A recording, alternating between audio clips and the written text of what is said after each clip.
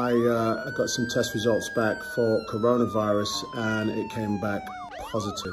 Bienvenue en 2020, où le simple fait de tousser maintenant est devenu tellement plus gênant que de péter en public. T'as bien compris, on va parler du Covid-19, ce virus qu'on appelle le coronavirus. C'est ce qui en ce moment cause la fermeture des crèches, des écoles, des entreprises, des cinémas. Les sorties sont interdites maintenant, les événements sont annulés, le football est à l'arrêt, des stars de NBA sont testées positives. Bref, bienvenue dans une époque où les gens prennent le risque de mourir, mais à condition d'avoir les fesses propres. Sans oublier une année où le chef de l'État déclare la guerre à l'ennemi invisible. Au nom du pays tout entier.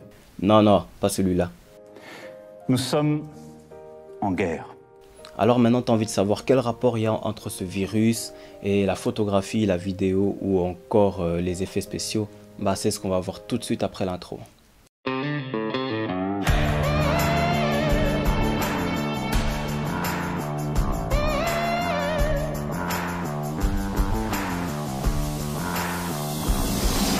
Salut, c'est Rich Dave, le photographiste. T'es photographe, vidéaste et en ce moment t'es confiné à la maison sans trop savoir quoi faire. Moi je peux te partager 3 astuces pour lutter contre le confinement. Tu pourrais faire comme moi, regarder des bons films.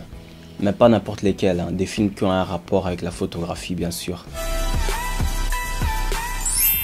Premièrement, il y en a un qui s'intitule Hanté par ses ex. C'est un film de Mark Waters qui a été réalisé en 2009. Joué par la célèbre Jennifer Garner dans le rôle de Jenny Perotti. Et le célèbre McConaughey, je pense que c'est comme ça qu'on dit, dans le rôle de Connor Mead. Connor Mead qui est un photographe people qui trouve que l'amour c'est pour les faibles, un peu comme la plupart des machos, jusqu'à ce que Jenny va lui prouver le contraire. En deuxième lieu, il y a Blow Up. C'est l'histoire d'un photographe qui se promenait dans un parc et qui a décidé à un moment de photographier un couple qui se trouvait là. Et c'est en rentrant chez lui lorsqu'il développait les photos qu'il s'est rendu compte que c'était pas une simple scène d'amour qu'il était en train de photographier, mais plutôt une scène de crime. Il y a un réalisateur que j'apprécie particulièrement, déjà parce qu'il est connu en fait pour un style de film assez particulier, assez distinct. On retrouve beaucoup de symétrie dans ses plans. Et ce réalisateur s'appelle Wes Anderson. Il a réalisé des films comme Fantastic Mr. Fox. C'est un film d'animation qui est sorti en 2009. Ou encore l'un de ses films qui a eu le plus grand succès, qui est The Grand Budapest Hotel.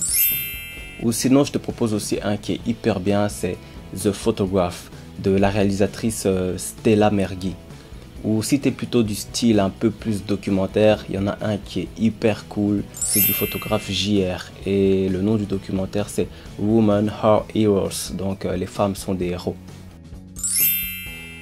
Et puis si t'es pas trop film, tu peux toujours lire un livre ou bien écouter Photograph de Ed Sheeran.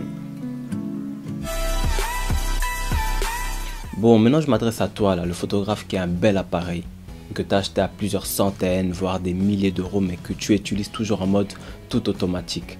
Maintenant que tu as du temps, tu prends ton mode d'emploi et tu étudies le mode manuel, ouverture, vitesse d'obturation, etc. Je vais même t'aider. Si tu n'as pas envie de lire, tu regardes mes vidéos. J'ai fait une vidéo sur le triangle d'exposition, mode ouverture, sur le mode vitesse également, et tu peux encore voir d'autres vidéos. Mais tu n'as plus d'excuses pour ne plus évoluer. J'ai un autre truc à vous partager. C'est le moment ou jamais de vous former en tant que photographe de naissance.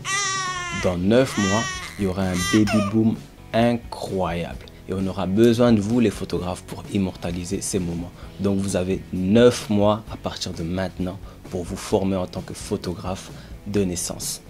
Sur ce, j'ai quelques derniers conseils à vous donner. Respectez les règles d'hygiène générale.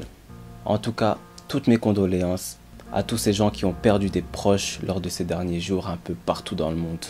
Sachez qu'on est de tout cœur avec vous. Si je peux partager une dernière chose avec vous, ça serait de ne pas oublier que chaque problème est une occasion de grandir un petit peu plus. Et que si le virus ne nous tue pas, une chose est sûre, il nous rendra plus forts. À ton tour maintenant, si tu as bien aimé l'idée, sens-toi libre de partager, de liker, de commenter ou encore de t'abonner. Moi je te dis à très bientôt.